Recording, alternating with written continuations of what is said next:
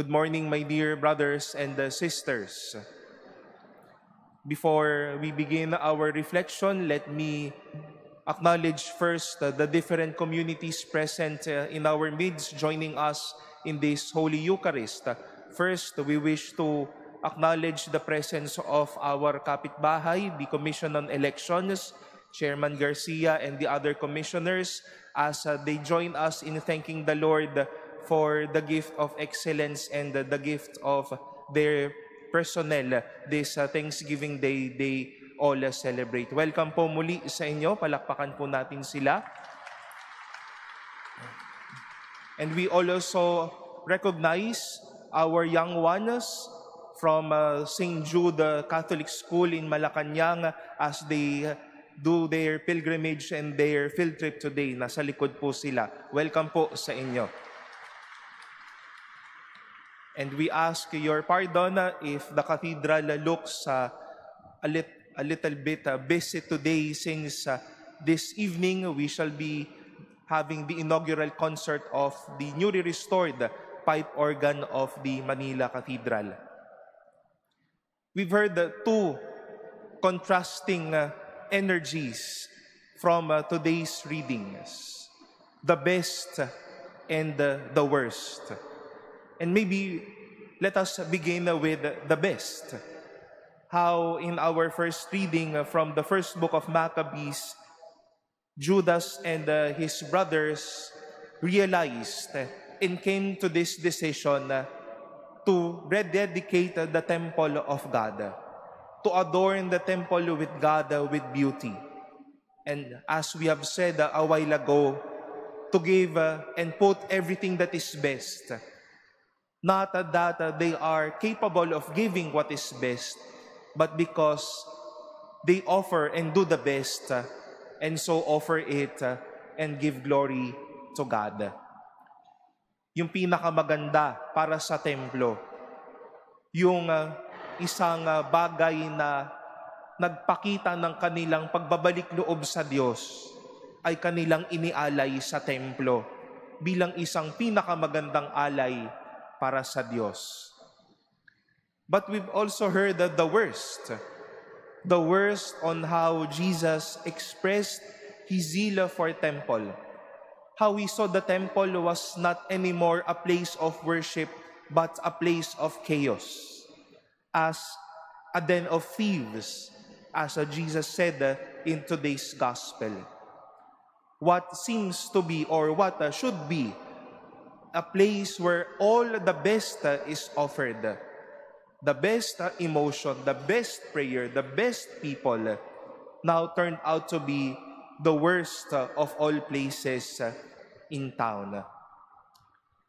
And these stories, my dear brothers and sisters, would simply teach us one thing.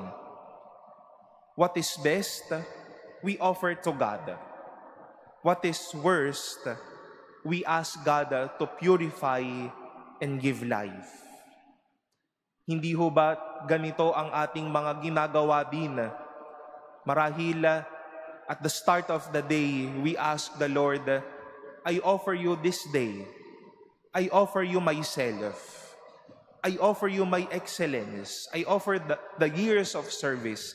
I offer you, Lord, my studies. Those little best things that we have, we keep on offering to God because we know God that deserves it. But also we recognize that there are also worse things in us. That we are like that temple turned out to be a den of thieves. Na may hindi rin maganda sa atin. At di naman natin sinasabing, diyan ka na lang at manatili kang pangit. But we also ask God, Lord, I have a worst decision that I've made. Please help me ratify and help me put a remedy unto it. Lord, I've made a bad date for someone. Help me to make peace. Lord, I've made a bad action to my classmate. I hurt him through words and actions. Then, Lord, come and purify such worst thing in me. Hindi natin hinahayaan, pero sinasabi natin sa Diyos, baguhin at maging buhay din. As I've said, today we are preparing for the inaugural of the pipe organ of our Mother Church. And we've seen the best and also the worst throughout the preparations. The cathedral choir has been preparing for many, many months, from evening until late, early morning, for their performance and their songs to be rendered tonight. But they've also seen worst, not so good things in them, pero hindi hinayaang maging pangit o kawala-wala. Pero dahil sa tulong ng Diyos, naging bago at naging buhay na buhay. From those helping us, from the production until the simplest and the most quiet persons around, the best and the worst has been there. The best has been offered to God. The worst was asked or were asked to be purified and to be made holy. Kaya lahat nagiging maayos at nagiging maganda. And such, we've beautifully heard these readings as we celebrate the presentation of the Blessed Mother.